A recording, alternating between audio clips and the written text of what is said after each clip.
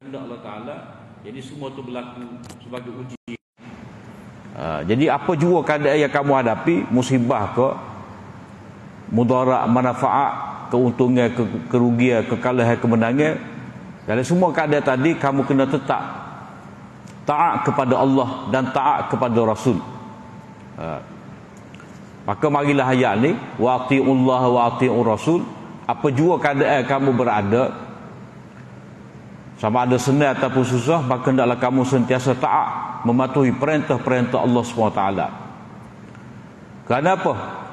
Kerana Allah SWT bila dia perintah kamu dengan satu perintah, maka di sebalik itu ada manfaat yang besar untuk kamu. Macam setiap ayat yang kita baca, Allah Ta'ala panggil ya ayyuhallazina amanu. Lepas daripada itu ada perintah Allah SWT, maka lepas daripada itu juga ada janji yang besar yang Allah SWT nak berikan kepada kamu. Macam seperti yang telah kita baca dalam surah Al-Jumu'ah ayat yang ke-9 tu, ada ya ayyuhallazina amanu idza nudiya lis-salah. Kemudian di ujung tu zalikum khairul lakum in kuntum ta'lamun. Itu kebaikan untuk kamu, kebaikan yang besar untuk kamu. Begitu juga ayat yang ke-9 lagi surah Munafikun. Bila Allah Ta'ala arah kamu supaya jangan dilalaikan oleh harta benda dan anak pinak daripada mengingati Allah Ta'ala. Kenapa? Kerana berbuat demikian menyebabkan kamu rugi. Jadi Allah Ta'ala perintah kamu dengan satu perintah, Allah Ta'ala larang kamu daripada suatu larangan, maka di situ untuk kebaikan kamu. Jadi apa jua keadaan kamu berada, dalam kamu sentiasa taat patuh perintah Allah SWT, kerana di situ terdapat manfaat yang besar untuk kamu. Fa in tawallaitum, sekiranya kamu berpaling, sekiranya kamu berpaling, maknanya tidak mengendahkan perintah Allah, tidak mengendahkan seruan Rasul, maka fa inna ma'ala rasulinal balagul mubin, sesungguhnya kewajipan Rasul kami itu hanyalah menyampaikan penjelasan yang nyata. Maknanya Nabi utusan Allah Ta'ala yang mengajak manusia supaya taat kepada Allah, menjauhi larangan Allah SWT. Bila mana Nabi itu menyampaikan kepada kamu, maka Nabi melaksanakan tugas dia. Tugas Nabi adalah menjelaskan dengan sejelas-jelasnya tentang perintah Allah Ta'ala, cara nak taat perintah Allah Ta'ala, faedah yang diperolehi bila taat pada perintah Allah Ta'ala, hikmah, falsafah di sebalik perintah-perintah Allah Ta'ala itu Rasul telah menyampaikan dengan nyata. Itu makna al-balaghul mubin. Mana kalau kamu berpaling, Rasul kami telah menyempurnakan tugas dia, maka natijahnya tidak ada alasan kepada kamu sekiranya Allah SWT menjatuhkan hukuman terhadap kamu. Jadi Nabi telah melaksanakan tugas dia, maka Nabi telah mendapat pahala di sisi Allah Ta'ala. Kalau kamu berpaling, kamulah rugi. Maknanya balik kepada cerita surah ni, surah Taghabun, cerita tentang kalah menang, untung dan rugi. Kamu pahala keuntungan, walaupun kamu tolak, Rasul tetap mendapat pahala di sisi Allah SWT. Dan kalau kamu nak untung, nak dapat kejayaan, kena patuh kepada arahan Allah SWT. Jadi untung rugi itu terletak kepada seseorang itu, orang kafir dan orang yang menentang, orang yang tidak taat ni, apa-apa yang menimpa mereka di dunia ataupun di akhirat, dipuja, diangkat walaupun dipuji, semua itu tak layak. Maka Allah Ta'ala kata di sini, tiada Tuhan yang berhak disembah melainkan Dia. Maknanya Allah Ta'ala sahaja yang sepatutnya orang-orang beriman itu beribadat. Ini bab tauhid kepada Allah SWT. Jadi orang beriman taat dia tadi kepada Allah dan Rasul atas dasar la ilaha illallah, atas dasar pengabdian dia kepada Allah SWT, kepatuhan dia kepada Allah SWT berasaskan kepada tauhid. Mana kerja buat kita ni letak atas tauhid kepada Allah SWT, mengesahkan Allah Ta'ala, kepatuhan kita kepada Allah. Sebab itulah kalau kita taat kepada kedua ibu bapa kita, selama mana hak dia suruh tu tidak menyalahi syariat Allah, ketaatan kita kepada guru kita selama mana tidak menyalahi syariat Allah Ta'ala, ketaatan kita kepada pemerintah selama mana tidak bertentangan dengan syariat Allah Ta'ala. Jadi taat Allah dan Rasul, Allah berasaskan kepada tauhid. Dan bila begitu tidak ada ketaatan yang melebihi ketaatan kepada Allah Ta'ala. La ta'ata fi maksiatil khaliq. Tidak ada sebagai bentuk ketaatan dalam bab derhaka kepada Allah SWT. Sebab perjuangan kehidupan orang beriman ni atas dasar tauhid, pengabdian diri kepada Allah SWT.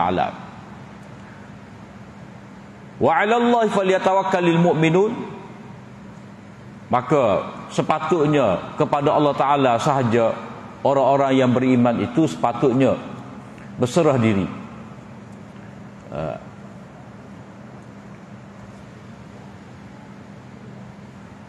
Maknanya bila seseorang mukmin itu berazam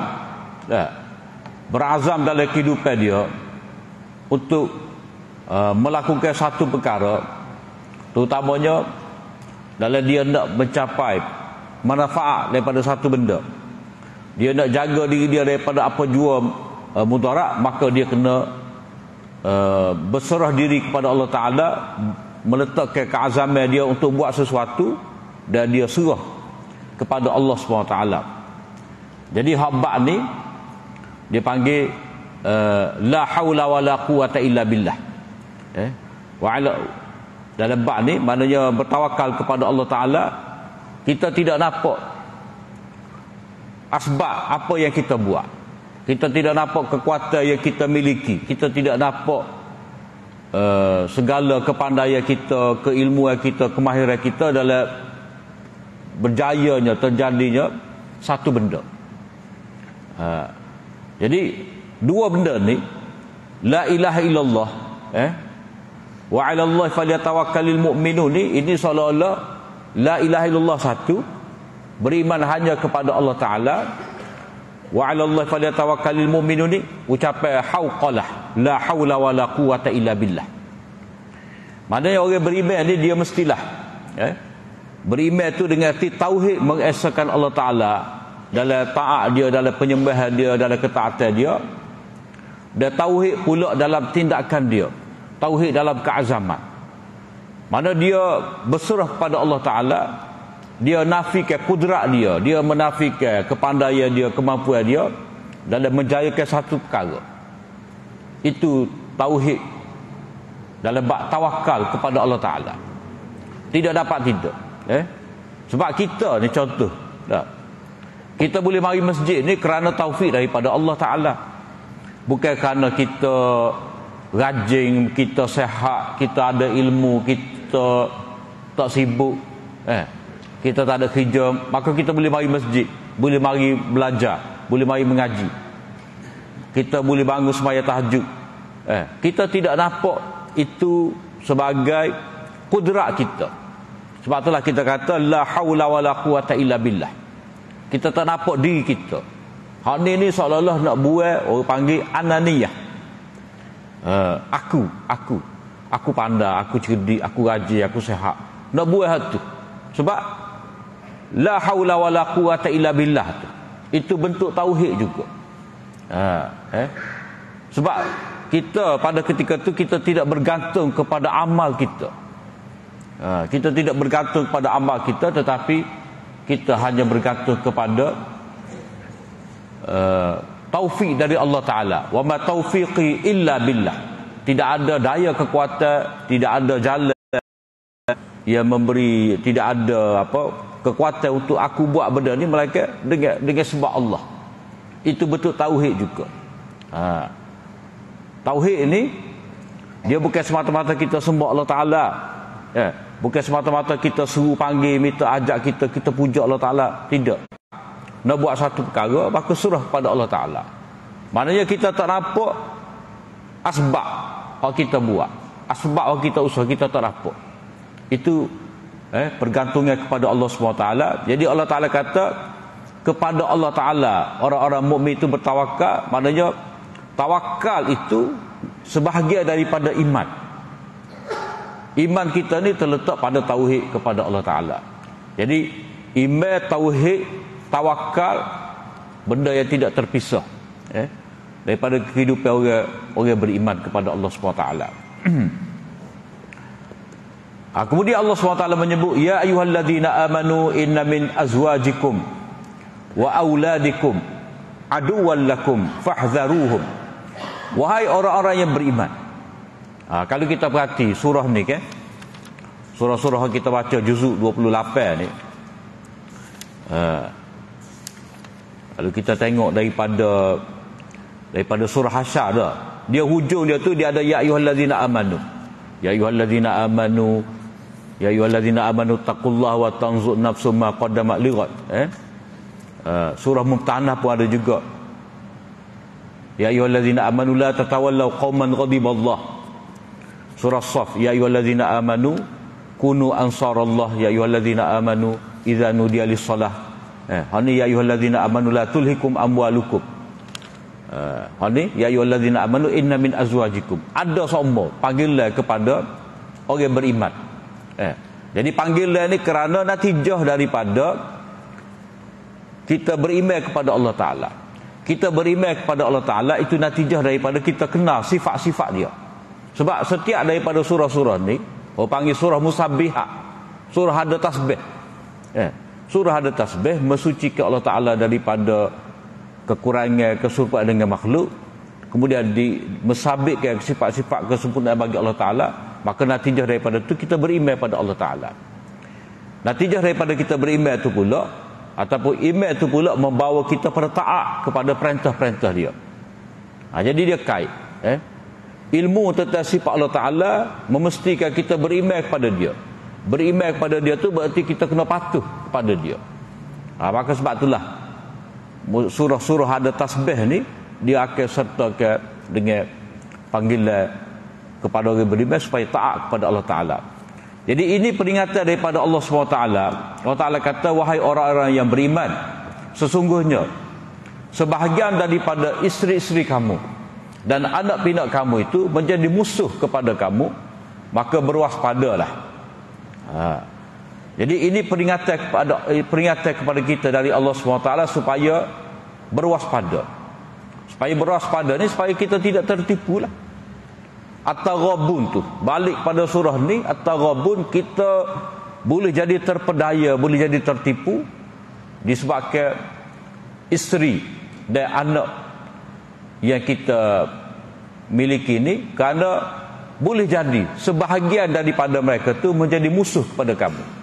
Jadi ayat ni bukan dalam keadaan nak memburukkan anak maupun isteri, sebab Allah Ta'ala kata inna min azwajikum, ada sebahagian daripada isteri kamu. Maknanya ada juga orang beriman, isteri dia tu orang taat. Tetapi ada juga di kalangan orang beriman ni isteri dia tu musuh dia. Cuma isteri sebagai musuh ni lagu mana? Dia ada dua konteks. Satu dengan makna hakiki, benar-benar menjadi musuh. Mana kita buat rancangan beriman pada Allah Ta'ala, tak pada Allah Ta'ala, bini ni pula rancangan lain. Nanti kita akan baca dalam surah At-Tahrim tu, Nabi Nuh orang beriman, Nabi Lut orang beriman, tetapi isteri mereka berdua tu tidak taat pada Allah Ta'ala. Itu yang dikatakan sebagai musuh, musuh kepada orang beriman. Mana sebab tu kata isteri lagu tu. Makna yang kedua, inna min azwajikum wa auladikum aduwwan lakum ni, ada di antara isteri-isteri dan anak kamu ni, dia tindakan dia, perbuatan dia tu seolah-olah seperti musuh. Dia tidak musuh tetapi dia boleh bertindak seperti musuh kepada kamu, yang ni boleh menggugat keimanan kamu. Boleh menggugat keimanan kamu kepada Allah SWT, dan itu mempengaruhi kamu dalam mentaati perintah-perintah Allah SWT. Dia kalau baca dalam asbab nuzul ni, ada ulama kata zaman hijrah tu ada sahabat-sahabat, ada orang beriman nak berhijrah ke Madinah, Mereka duduk di Mekah nak berhijrah ke Madinah, tetapi terhalang disebabkan oleh anak dan isteri mereka. Isteri mereka kata, kalau kamu pergi, tak, kita ni siapa dia nak jaga? Jadi tak jadi. Perjuangan itu terhalang kerana keluarga. Keluarga tu yang menyebabkan tak jadi nak berjihad ataupun nak berhijrah. Jadi Allah SWT memberi peringatan kepada orang beriman supaya anak dan isteri itu tidak sewajarnya menjadi halangnya dalam perjuangan mereka. Jadi di sini peringatan daripada Allah SWT bahawa ujian yang paling besar yang dihadapi oleh orang beriman ni adalah menghadapi musuh. Jadi dalam kalangan musuh tu kena ingat ada juga musuh dalam selimut, musuh rumah tangga. Maka sebab itulah bila Allah Ta'ala pesan lagu ni, maka orang beriman dia kena tarbiyah lah, kena didik bini dia. Bukan kata kalau gitu tak kena cerah bini, kena ambak anak, tidak. Mana ni kena berwaspada. Sebab kan surah ni lepas daripada surah munafik. Boleh jadi wanita yang dikahwini itu orang munafik pada waktu itu. Sebab apa? Sebab boleh jadi belaka pengaruh orang munafik ni boleh meresap masuk dalam rumah orang beriman. Boleh jadi wanita yang dia kahwin itu bukan orang beriman, orang munafik. Maka pada ketika itulah arahan daripada Allah SWT supaya orang beriman ni berhati-hati. Nabi telah sebut ni tanda orang munafik macam mana. Jadi bila lagu tu kena didik. Dan munafik tu sendiri boleh jadi munafik dalam bentuk amali. Munafik dalam bentuk amali ni iaitu munafik dia mengucap 2 kalimah syahadah, dia tidak kafir, tetapi amalan dia tu tidak mencerminkan orang yang beriman. Itu orang panggil munafik amali. Amalan dia tu tidak nampak dia yakin dengan akhirat, tidak nampak dia percaya pada agama, tidak taat pada perintah Allah Ta'ala. Tapi kalau tanya dia kata aku beriman juga, tapi amalan itu tidak dapat membuktikan. Maka munafik amali dia panggil, bukan munafik pada akidah. Munafik pada akidah tu kafir. Jadi peringatan daripada Allah SWT supaya khabar sedar bahawa dalam keadaan tertentu anak dan isteri, anak bini dia Allah di pihak lain. Maknanya dia bermusuh dengan Allah Ta'ala disebabkan dia terlampau cinta, dia terlampau tunduk kepada kehendak anak dan isteri dia. Mana pada ketika itu dia lawan Allah Ta'ala. Kenapa? Kerana cinta dia kepada adik keluarga dia tu lebih daripada cinta kepada Allah SWT. Dan boleh jadi juga ada di kalangan manusia ni dia tertipu dengan anak ramah hak dia ada, bini hak comel dia ada, dia rasa itu semua adalah tanda dia mendapat kebahagiaan, tanda dia dapat kejayaan. Sebenarnya tidak. Sebab itu boleh jadi menghala dia daripada berjihad di jalan Allah SWT. Kemudian Allah Ta'ala kata fahzaruhum, berwaspadalah. Jadi bila ada berlaku lagu ni, maka orang beriman ni dia kena berwaspada. Wa in ta'fu wa tasfahu wa taghfiru fa innallaha ghafurur rahim. Jika kamu memaafkan dan kamu tidak ambil hak, tidak ukir balik, ataupun kamu buka lembaran baru, mana kamu memaafkan, tidak ukir cerita lama, tutup fail, dan kamu mengampunkan, memaafkan, maka sesungguhnya Allah Ta'ala Maha Pengampun lagi Maha Menyayangi. Ayat ni dia merujuk kepada orang beriman tadilah. Anak dan isteri dia tu menghala dia daripada pergi berhijrah. Kemudian bila dia berhijrah, tidak lama kemudian anak dan isteri dia mari turut berhijrah juga. Jadi ada dalam hati sahabat tadi, dia nak hukum anak pinak dia tadi, kerana menghala dia daripada berhijrah, tiba-tiba mari hijrah. Jadi dia nak hukum. Maka arahan daripada Allah SWT supaya memaafkan kesalahan itu. Jadi perintah daripada Allah SWT supaya memaafkan. Jadi memaafkan itu adalah satu sifat Allah SWT, maka wajar orang beriman itu berakhlak dengannya, kerana itu adalah sifat Allah Ta'ala. Innama amwalukum wa auladukum fitnah. Allah SWT beritahu supaya berwaspada ni, sebab kemungkinan isteri dan anak pinak tu dia menjadi musuh pada kamu, kerana hakikat sebenarnya harta benda kamu dan anak-anak pinak kamu itu adalah fitnah, mana ujian. Mana orang beriman ni dia berhadapan dengan ujian dalam bentuk harta benda dan anak pinak. Jadi dalam ayat ni Allah SWT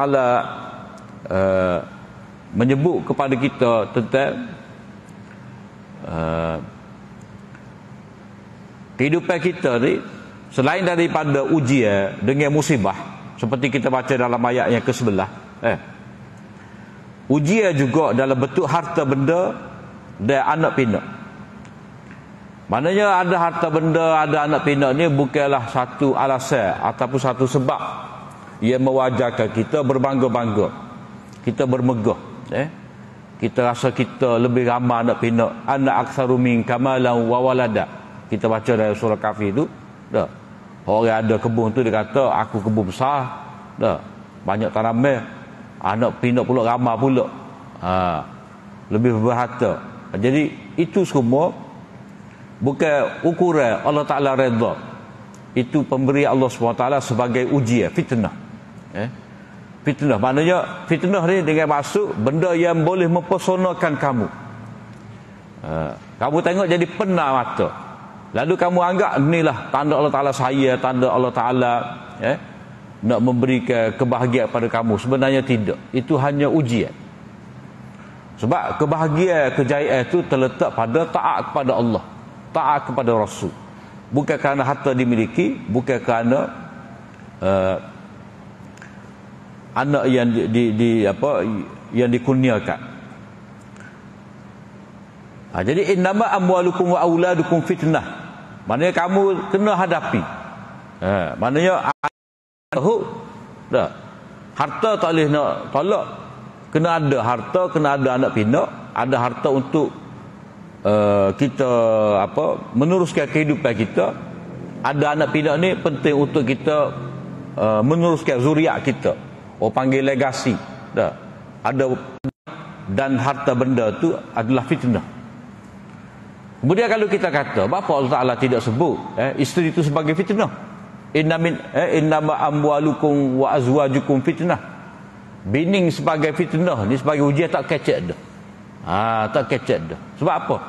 Sebab perempuan ni sebelum dia jadi bini kita tu fitnah dah pada kita.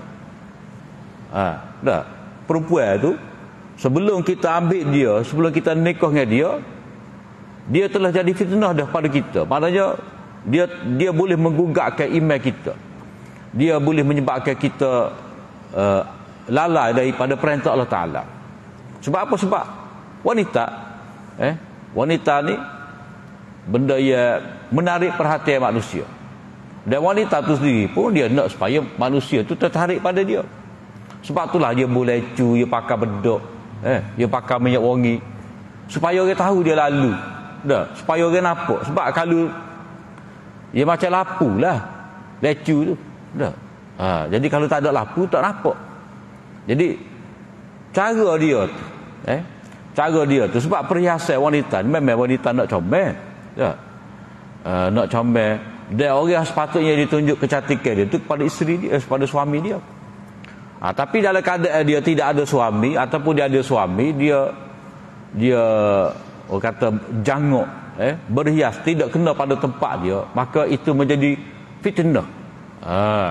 Maknanya boleh menggugah iman seseorang.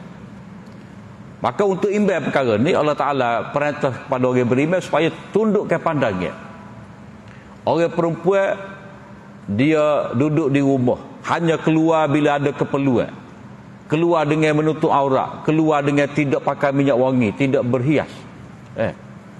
Jadi bukan kata wanita ia menjadi punca kepada masalah, lelaki punca pada masalah. Tidak.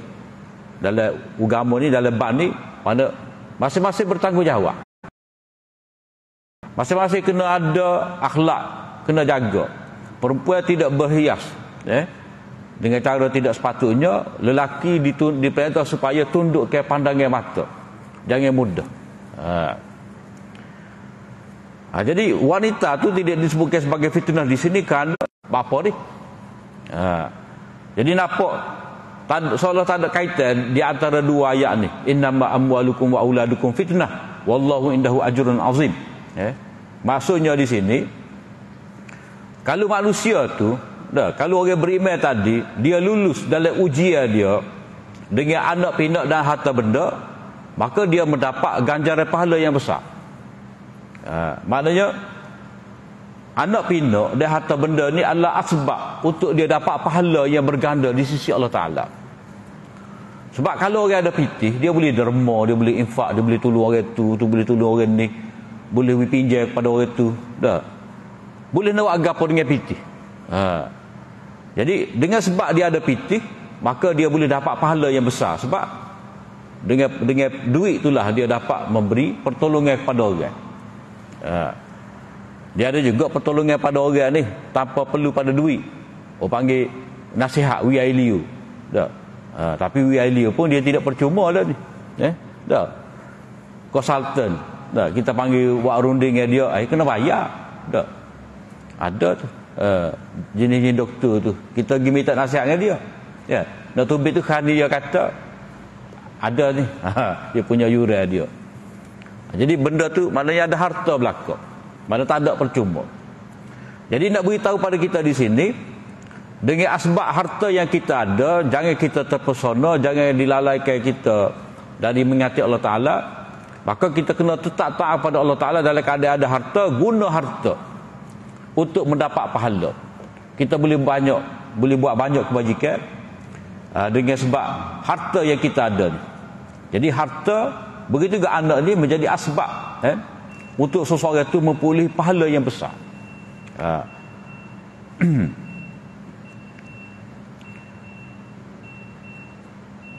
Baca hadis sedekah jariah. Waladun soleh yad'u lah. Idza mata al-insan in qata'a 'amalu illa min thalath sadaqatun jariyah, ilmu yuntafa'u bihi wa waladun soleh yad'u lah. Bila manusia tu mati, terputus segala amalan dia. Mana tak ada lah peluang dia nak dapat pahala. Sebab dia mati, tak ada lagi taklif, dia bukan mukallaf lagi, dia mati duduk dalam kubur, terputus segala amalan dia kecuali melalui 3. Sedekah jariah, mana sedekah ia dapat diambil manfaat dengan berpanjangnya. Kemudian ilmu yang berguna, kemudian anak soleh yang berdoa untuk dia. Jadi di sini anak soleh itulah sebab dia mendapat pahala. Harta tu sedekah jariah. Jadi ayat ni menyatakan kepada kita bahawa kalau kita tidak terpedaya, tidak terkesan dengan dunia, dan kita dapat gunakan dunia ni, harta di anak pinak dengan cara yang betul, maka dunia dan anak pinak ni lah menjadi asbab untuk kita dapat pahala. Jadi kita tak boleh lari daripada dunia, tak boleh lari daripada harta benda, tak boleh lari daripada anak pinak, daripada perkahwinan, sebab itu fitrah kita. Jadi walaupun benda ni ujian ni lah ia menjadikan kita dapat pahala yang besar di sisi Allah Ta'ala. Jadi hukum Allah Ta'ala dalam bab ni kena tetap taat. Hukum Allah Ta'ala suruh cari harta, kita kena cari. Dia harta ni tak mari saja, kena kerja, kena niaga, ada harta zakat, infak. Kemudian anak ni nak ada anak, kena nikah. Tak boleh orang tu kata dia anak ni ujian fitnah besar pada kita, baik tak usah nikah. Itu lari daripada fitrah, tak taat pada Allah Ta'ala. Jadi kamu walaupun semua ni fitnah pada kamu tetap kena taat pada Allah Ta'ala, tak boleh lari daripada kenyataan, kerana perintah Allah Ta'ala supaya kamu berkahwin. Tak, perintah Allah Ta'ala supaya kamu cari harta. Maka tidak dapat lagi. Jadi bila begitu, takut-takut mari dalam hati kita dilema. Tuhan suruh cari harta, Tuhan suruh bini. Sedangkan harta dan anak pinak isteri ni ujian besar pada kita. Jadi kita tak boleh lari daripada kenyataan. Jalan penyelesaian dia, fattaqullaha mastata'tum. Maknanya bertakwalah kepada Allah Ta'ala sedaya kamu hak mungkin. Maknanya perintah Allah Ta'ala supaya kamu nikah, supaya kamu ada harta, kamu bimbang jadi cinta pada harta, cinta pada bini lebih pada agama Allah Ta'ala. Jadi lagu mana? Maknanya kamu buat hak sekadar kamu mampu. Dah. Maknanya cinta pada dunia, cinta pada harta tetap ada. Sebab benda tu fitrah. Dalam masa yang sama Allah Ta'ala suruh taat pada perintah dia. Cari harta, berkahwin, berkembang biak zuriat. Kena tu sebagai perintah daripada dia. Maka dalam keadaan tadi kita kena seimbang dengan bertakwa. Ambil tanggungjawab juga. Tak boleh lari daripada tanggungjawab. Tak boleh lari daripada tanggungjawab, kena bertanggungjawab. Kena ada harta, guna harta dengan sebaik-baiknya. Kena berkahwin, kena ada anak. Dan kita bertakwa kepada Allah Ta'ala. Untuk diri kamu ni, kalau kita rujuk kepada ayat 15 tadi, ayat 14, mana kamu belanjakanlah harta dengan berkahwin, memberi mahar kepada isteri, memberi nafkah untuk dia, memberi nafkah untuk anak. Itu belanja untuk diri kamu juga. Wa may yuqashuha nafsihi fa ulaika humul muflihun. Sesiapa yang menjaga dirinya itu daripada kebakhilan, maka mereka itulah orang-orang berjaya. Maknanya di sini berkahwinlah, belanjakanlah harta untuk perkahwinan, bayar mahar. Bayar mahar ni bayar pitih lah. Sebab itulah setengah ulama dia tak setuju kita nikah bayar jadikan Quran sebagai mas kahwin. Sepatutnya harta. Sebab dalam sunnah Nabi ni, Nabi mahdina kepada isteri dia. Banyak kalah Nabi bagi pada isteri dia tu berapa ukiyah, berapa dinar tu. Jadi kalau kita nak bagi Quran, bagi sebagai hadiah, tetapi hak mahar tu mesti dalam bentuk Quran, dalam bentuk harta, mah dinar, mah perak, wang ringgit, kebun ko, hak tu hak sebagai harta. Jadi itu baik untuk diri kamu. Kemudian in tuqridullaha qardan hasanan yudha'ifu lakum wa yaghfir lakum. Sekiranya kamu memberi pinjaman kepada Allah. Tadi kamu bagi mahar kepada isteri, kamu beri nafkah kepada isteri, kepada anak. Sekarang ni Allah Ta'ala anjurkan kepada kamu supaya infak. Daripada nafkah kepada infak. Daripada perbelanjaan untuk dalam keluarga kamu, diri kamu, orang panggil domestik, beri pula perbelanjaan untuk orang luar. Infak fi sabilillah. Infak untuk anak yatim, infak untuk kaum kerabat, infak untuk orang susah, fakir miskin. Infak fi sabilillah. In tuqridullah ni. Jadi wa anfiqu khairan li anfusikum tu dia lebih kepada infak untuk diri, untuk nafkah. In tuqridullah ni kalau kamu memberi pinjaman kepada Allah Ta'ala, pinjaman yang baik, Allah Ta'ala akan gandakan untuk kamu dan mengampuni kamu. Maknanya infak fi sabilillah ni asbab untuk dapat gandaan pahala dan juga keampunan Allah Ta'ala. Jadi gaya bahasa kamu memberi pinjaman kepada Allah Ta'ala ni kita telah baca dahulu dalam surah Al-Hadid ayat 18, muka surat 539. Tu kita bicara dah istilah memberi pinjam. Istilah memberi pinjam. Jadi maksud memberi pinjam ni, kamu dermalah di jalan Allah Ta'ala, jangan bimbang harta kamu tidak kurang, Allah Ta'ala akan pulangkan balik. Itu maksud dia. Mana kita sedekah, kita infak fi sabilillah ni, tak akan kurang harta kita. Ma naqasat ma naqasat, tidak akan kurang harta dengan sebab sedekah. Jadi Allah Ta'ala gambarkan tidak kurang ni, itu dia memberi galakan dengan cara sebut, berilah pinjaman kepada Allah. Jadi kalau kita pinjam ke orang akan bayar lah sebanyak yang dipinjam tu. Mana kita tak rugi kalau infak. Wallahu syakurun halim, dan Allah SWT akan membalas. Syakur tu makna Allah Ta'ala membalas dengan gandaan yang besar walaupun amal tu sedikit. Syakur. Kalau hamba ni merujuk kepada hamba sifat syakur, hamba yang berterima kasih. Dah. Tapi kalau kata Allah syakur ni, berarti Allah Taala memberi balasan yang berlipat kali ganda walaupun amal tu sedikit. Allah Taala akan bagi pahala dan Allah Taala akan tambahkan nikmat. La in syakartum la azidannakum. Kalau kamu bersyukur, aku akan tambahkan nikmat. Jadi kamu dapat pahala mungkin kamu dapat gantian. Syakur ni juga dengan makna Allah Ta'ala menghargai, memberi nilai atas amal kamu. Dia balik tadi jugalah, kamu buat sikit tetapi pahala Allah Ta'ala bagi berlipat kali ganda. Itu makna syakur. Allah Ta'ala menghargai, letak, tahu perga. Kalau bahasa kita ni, tahu dia mau tak kena bagai. Gitu. Allah Ta'ala tahu keikhlasan kamu walaupun sikit, dia gandakan pahala. Syakurun halim. Allah Ta'ala maha penyata. Sebab kadang-kadang manusia ni, dia kena kira dulu dengan diri dia, kena audit dulu baru dia boleh derma. Ada juga orang lagu tu, walaupun nampak tak berapa ikhlas, walaupun nampak liat, tapi dia tetap keluar. Allah Ta'ala halim. Allah Ta'ala tidak murka. Alimul ghaibi wasyahadatil azizul hakim. Penutup pada surah ni, Allah Ta'ala sifat dia itu mengetahui perkara gaib dan perkara nyata. Perkara gaib, perkara nyata ni luahlah makna dia tu. Maknanya segala yang tersembunyi, segala yang nyata dalam ilmu Allah Ta'ala, tidak tersembunyi pada dia. Al-Azizul Hakim, Allah SWT dia maha mulia, maha perkasa. Dia maha mulia di sini.